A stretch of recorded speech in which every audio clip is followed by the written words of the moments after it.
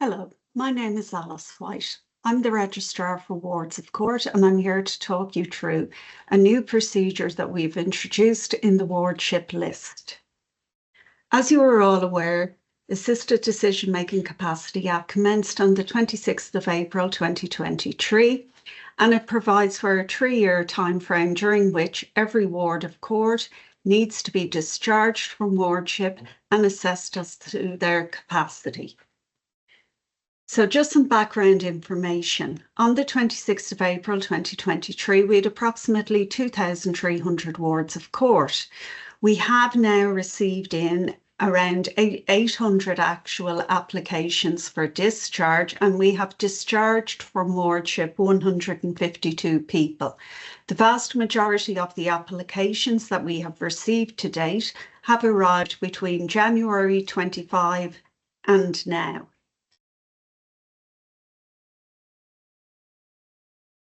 So in relation to decision supports, when a ward of court or the relevant person is assessed by one of our medical visitors or by a registered medical practitioner, they will be assessed as to what capacity they need to assist them making decisions. And that could be the assistance of a decision-making assistant, which is the lowest tier of support. Discharge with the assistance of a co-decision maker, and that is the middle tier of support. Discharge with a decision-making representative is the highest tier of support, and it's where a person is found not to have capacity even with the assistance of a co-decision maker. At all times, while carrying out the assessment and dealing with a review before the court, practitioners are asked to give consideration to the guiding principles which are found in Section 8 of the Assisted Decision Making Capacity Act. So, as I've mentioned, reviews should take into account Section 8. So what is the review? Well, this is a procedure that's provided for under the Act and under the rules of court. And the review occurs when a discharge application has not been lodged. So that means that nobody has submitted a notice of motion.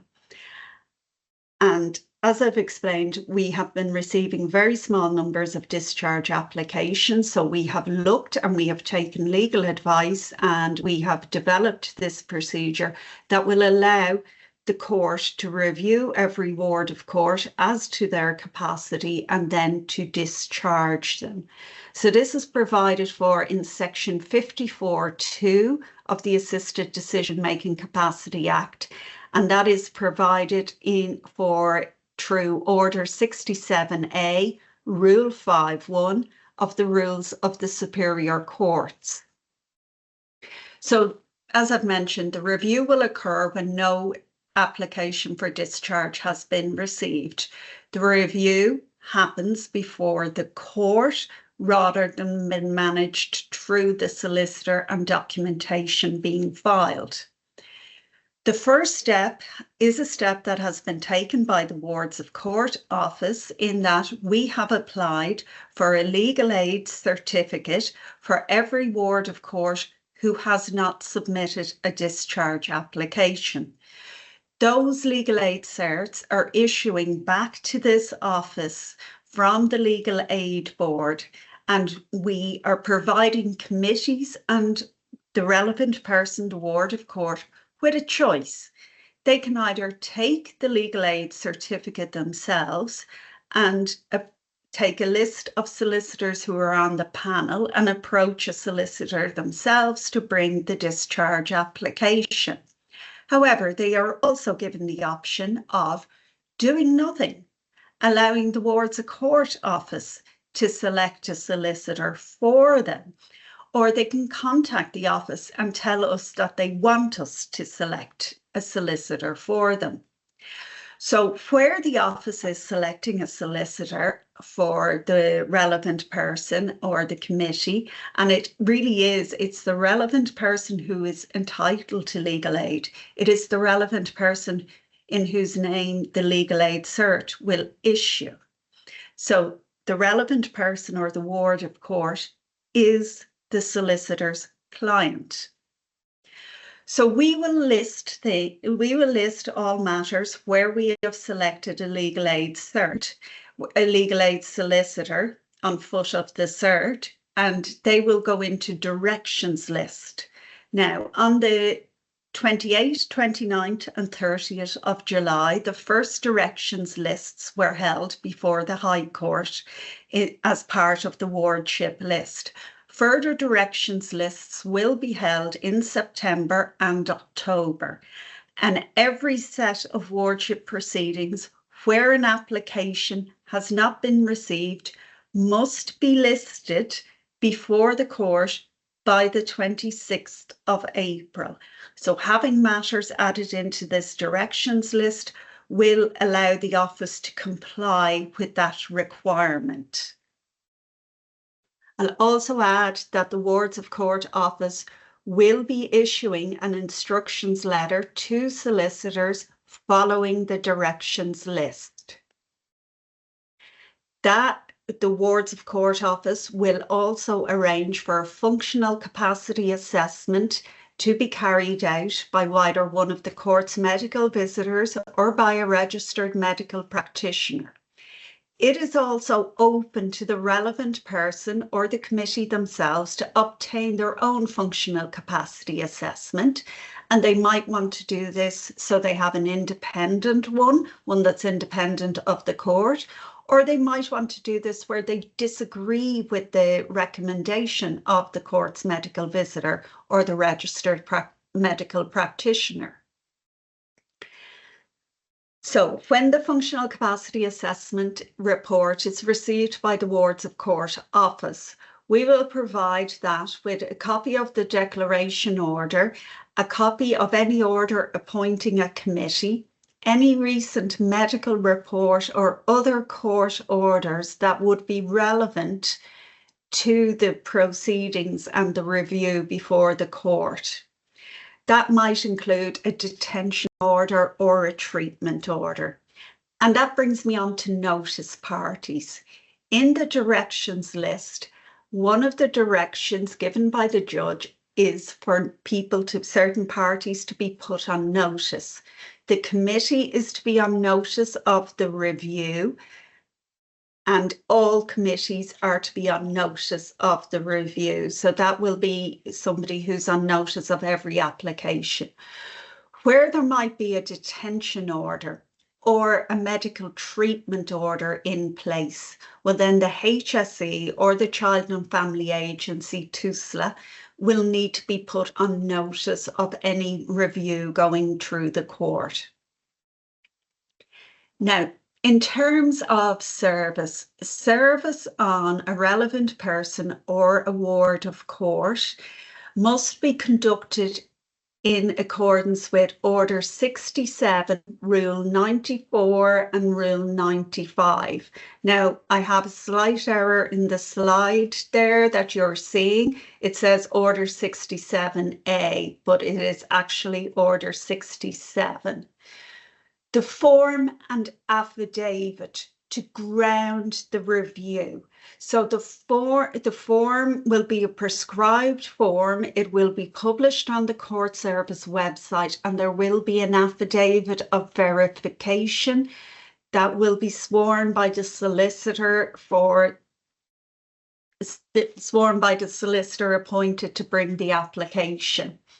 So that form is currently being finalised. It will be provided on the court service website, and it can be obtained from the office as well. The capacity assessment itself, it will be conducted by the court's medical visitor or a registered medical practitioner. The committee or the relevant person, as I've explained, can obtain their own functional capacity assessment report. It will look at the relevant person's capacity under the areas of welfare and healthcare or property and finance.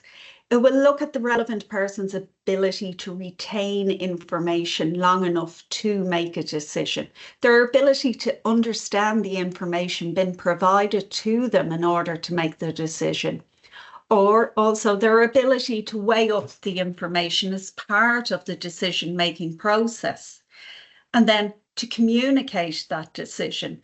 And communication can be in many different forms. It can be spoken, it can be written, it can be through the use of sign language or assistive technology. It could also be that a person can communicate through a third party who is very familiar with them.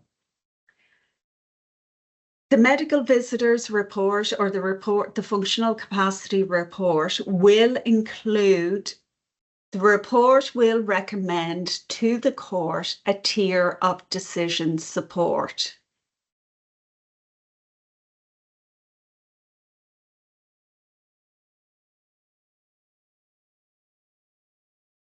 So the review, as I've mentioned, it's under section 54.2, and it's also provided for in Order 67A, Rule 5.1. The applicant, as I've mentioned, they can get their own functional capacity assessment, but they also may require a proposal on the future management of the relevant person's funds or assets. This is something that you can contact the case officer. Generally speaking, we are looking for a separate proposal where funds that are lodged in court exceed 250,000. This does not need to be a detailed investment prospectus, just an outline of how the funds might be managed once a person is discharged from wardship. We have provided information on all the current investment arrangements to wards of court and their committees. So this information is available, it has been provided to them, and they can bring that when meeting with the solicitor. Where a decision-making representative is required, and again, this is the highest tier of support, the decision-making representative must sign a statement confirming that they are a person who is not ineligible to act or that they are not prohibited from acting. And that statement sets out conditions and prohibitions, and they are covered by Section 38 and Section 39 of the Assisted Decision Making Capacity Act. Where a DMR is recommended for the relevant person that you represent, you can contact the office and ask us to provide you with a soft copy of this statement. If a panel decision-making representative is required, and that is in the circumstances where a relevant person may not have a family member who is willing or able to act for them, well then the Wards of Court office will request 2 panel nominees from the Decision Support Service. The President of the High Court will select one of those panel nominees to act as decision-making representative on behalf of the ward.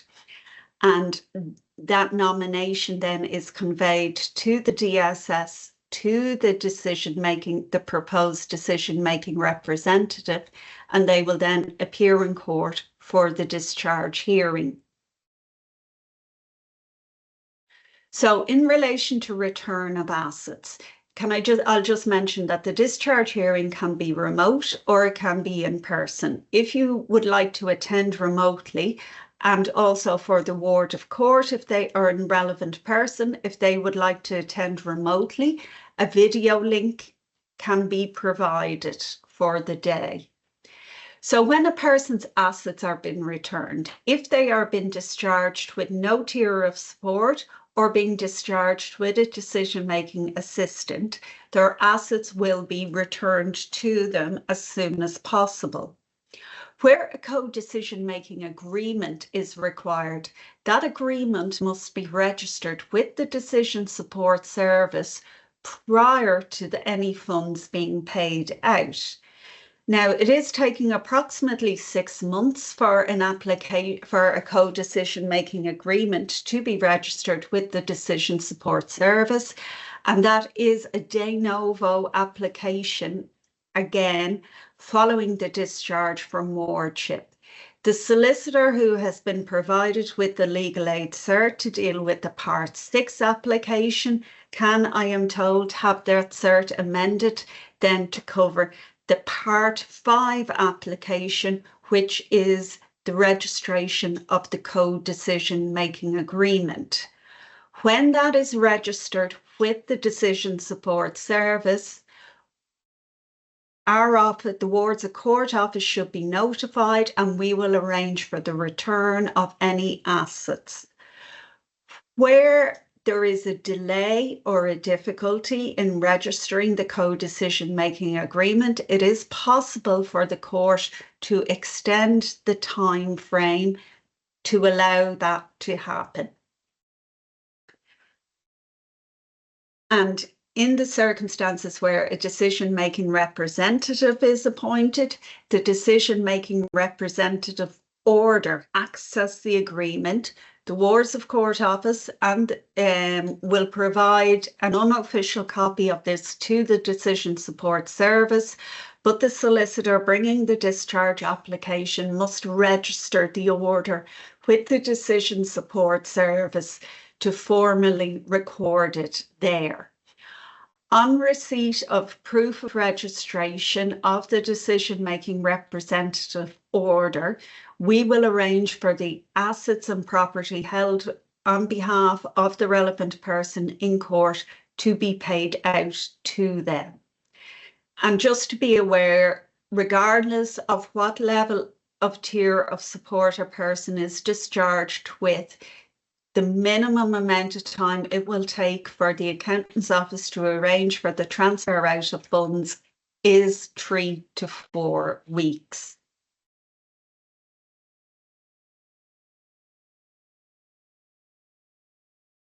So just to draw your attention to High Court Practice Direction 133, which has replaced High Court Practice Direction 120. So High Court Practice Direction 133 provides for an update and a scale back of a certain criteria that were required. So it simplifies the discharge procedure for practitioners in that it specifies that service is to be conducted by a solicitor in accordance with Order 67 and Rules 94 and 95. It also provides that service on the relevant person is conducted once, whereas previous to this, any solicitors who have brought former applications in the last 2 years will be aware that service was conducted twice during the application.